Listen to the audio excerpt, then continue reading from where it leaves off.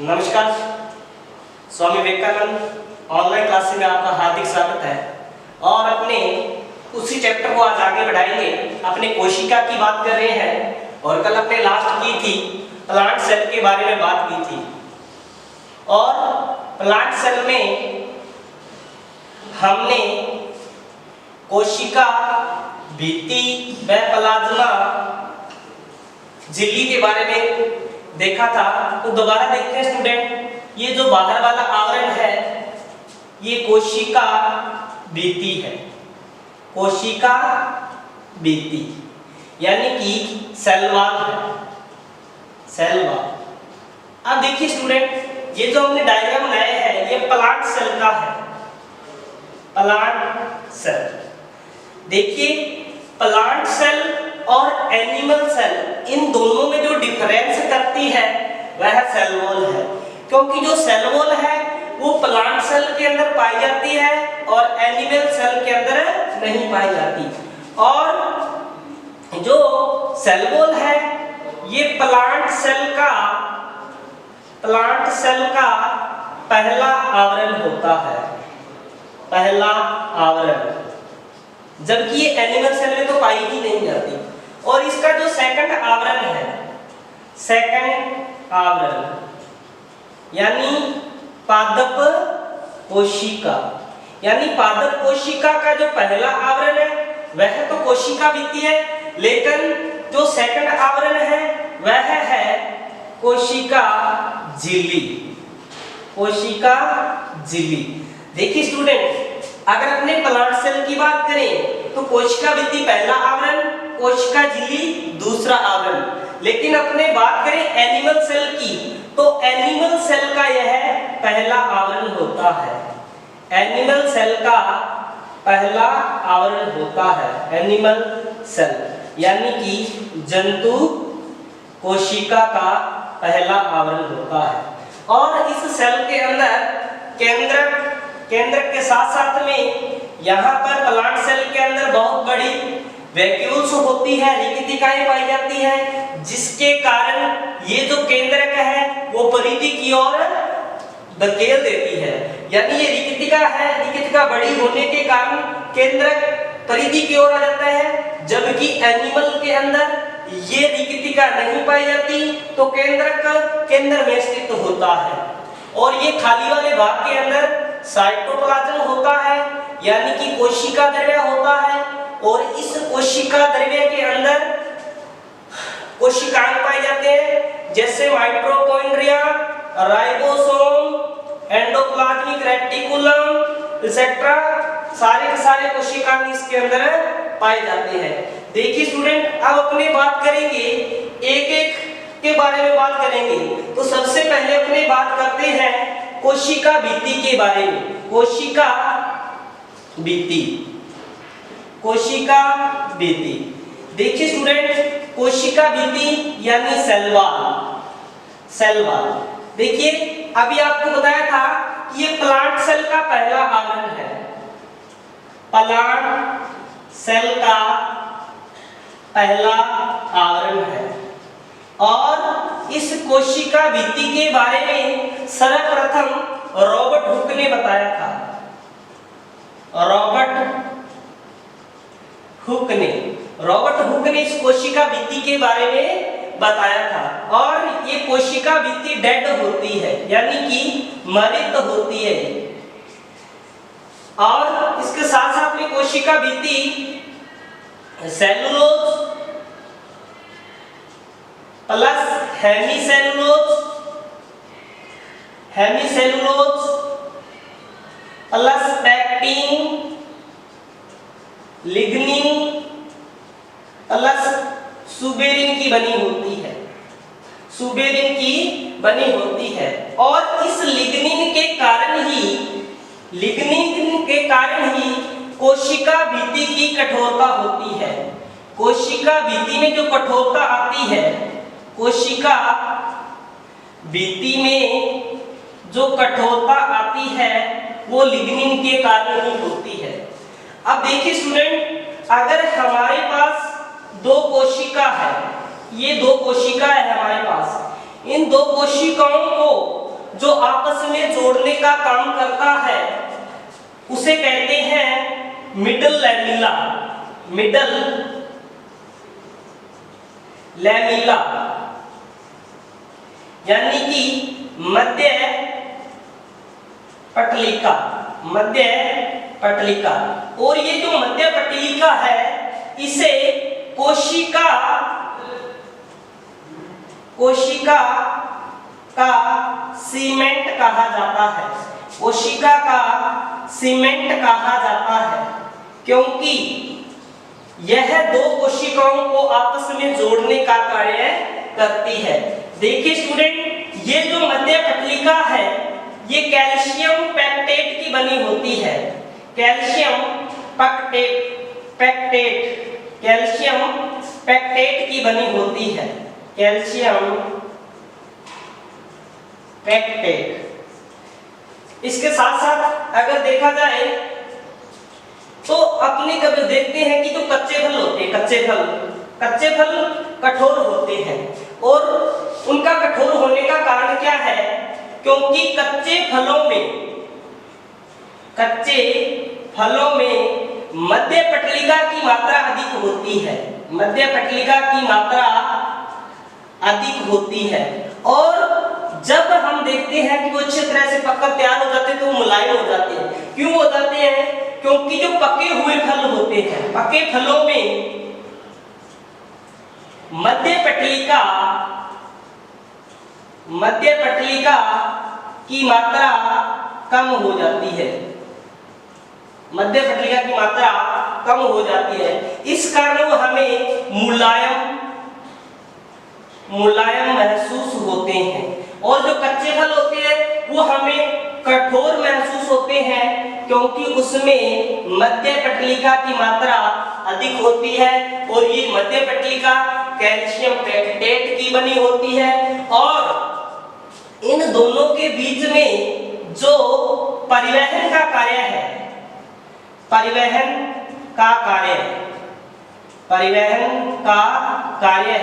वो भी सारा का सारा कोशिका भित्ति के द्वारा ही होता है। देखिए स्टूडेंट, जल्दी से अपने रिपीट कर लेते हैं कि जो कोशिका भित्ति है प्लांट सेल का पहला आवरण होता है और सेल वॉल है जो एनिमल सेल में नहीं पाई जाती है। और जो कोशिका झिल्ली है प्लांट सेल का दूसरा आवरण लेकिन एनिमल सेल का पहला आवरण होता है। और कोशिका भित्ति है जो प्लांट सेल का पहला आवरण, उसके बारे में सर्वप्रथम रॉबर्ट हुक ने बताया। और ये कैसी है? डेड है। और ये किसकी बनी होती है? Cellulose, hemicellulose, pectin, lignin plus suberin की।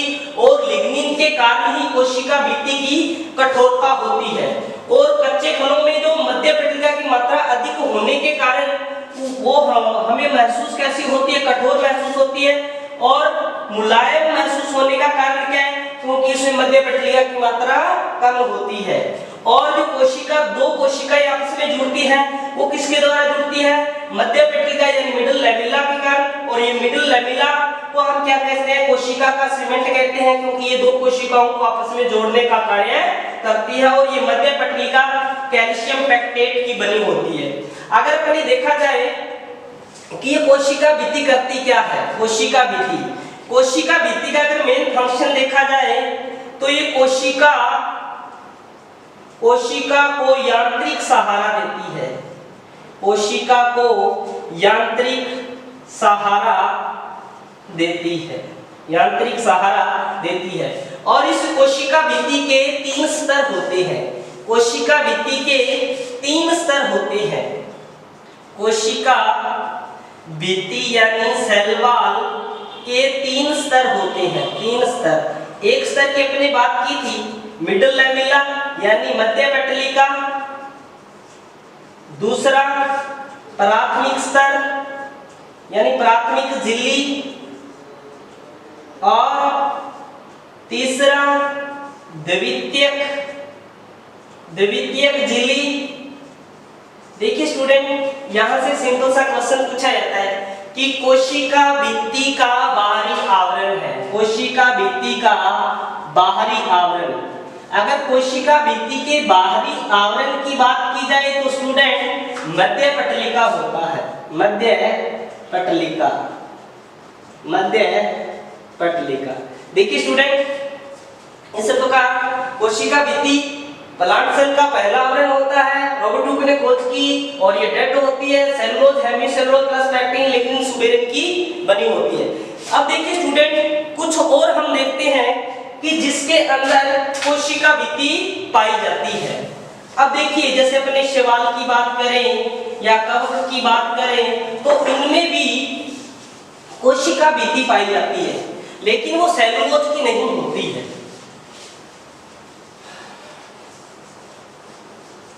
देखिए स्टूडेंट, अगर अपने बात करें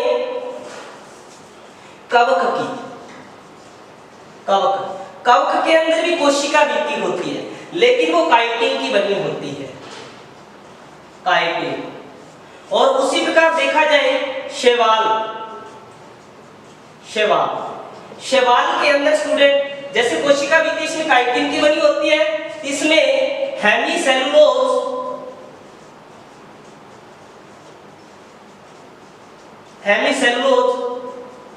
प्लस सेलुलोज की बनी होती है। अब करते हैं अपने बात कोशिका भित्ति की बात की। अब अपने बात करते हैं कोशिका झिल्ली की बात करते हैं स्टूडेंट, कोशिका झिल्ली।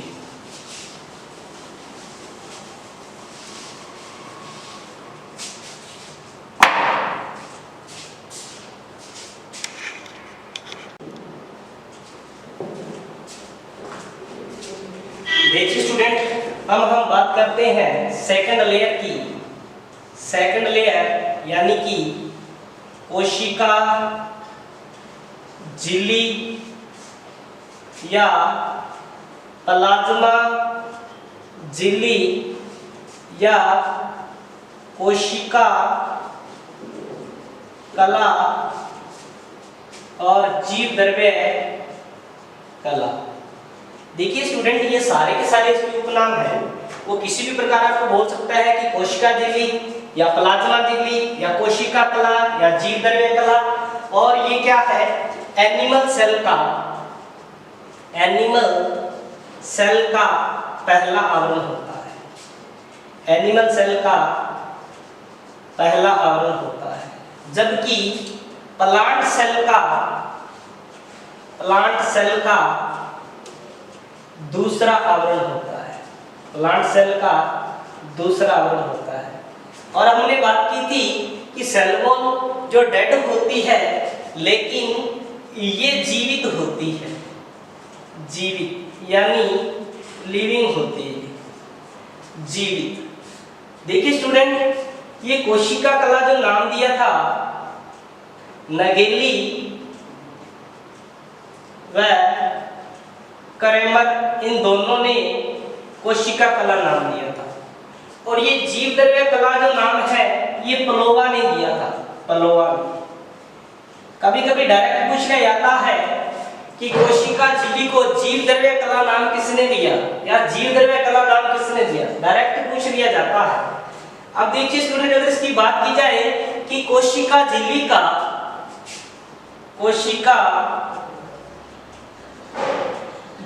का सर्वमान्य मॉडल कौन सा है, सर्वमान्य मॉडल कौन सा है, यानी सर्वमान्य मॉडल कौन सा है और ये किसने दिया था?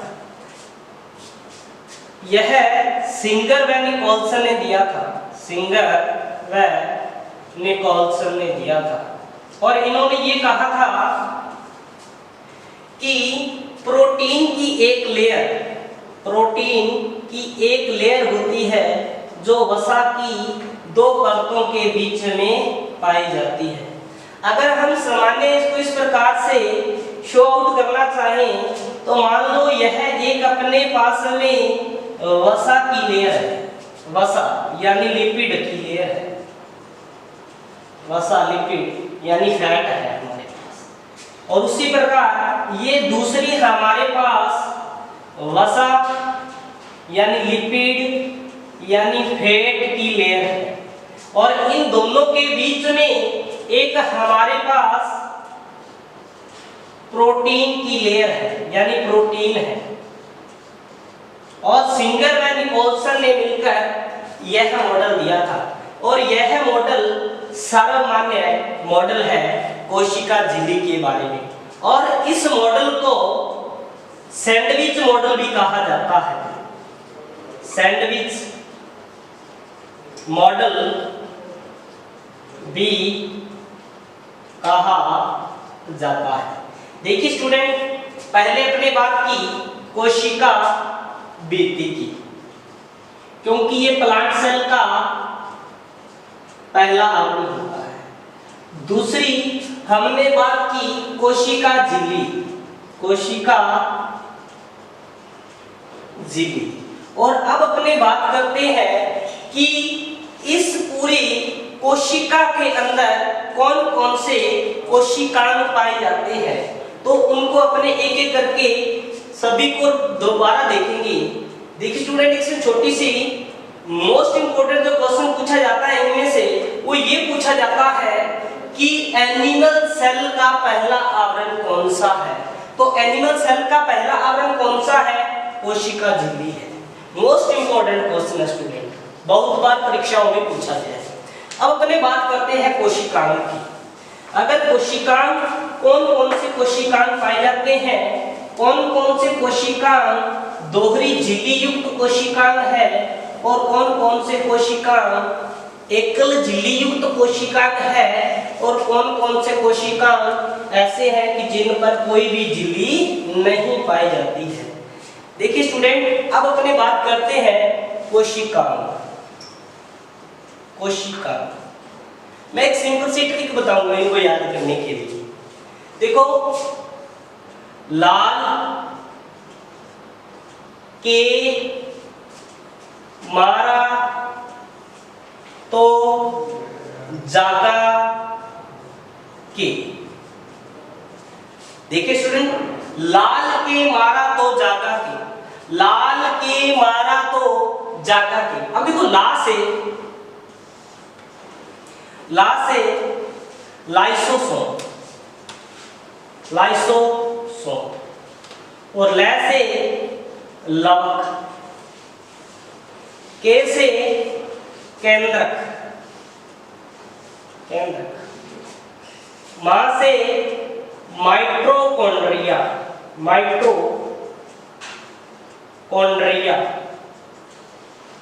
रा से राइबोसोम, और तै से तारकाय।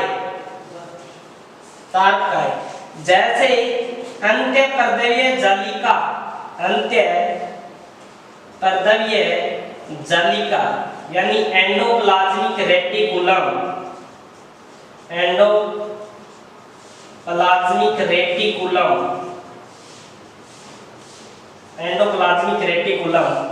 और गै से गोल्जी काय, यानी गोल्जी बॉडी, और के से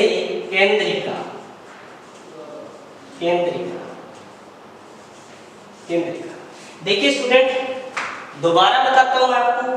लाल के मारा तो जागा, देखिए ला से लाइसोसोम, ले से लवक, के से केंद्रक, मां से माइटोकॉन्ड्रिया, रा से राइबोसोम, तो से तारकाय, जा से अंत्यपर्दवीय जालिका, और गा से गोल्जी और कै से केंद्रिका। देखिए स्टूडेंट, अब अपने ये देखना है कि इनमें से दोहरी झिल्ली युक्त कोशिकाएं कौन कौन से हैं। दोहरी झिल्ली युक्त कोशिकाएं कौन कौन से हैं और एकल झिल्ली युक्त कोशिकाएं कौन कौन से हैं, और ऐसे कोशिकाएं कौन से हैं जो बिना झिल्ली के हैं। देखिए स्टूडेंट,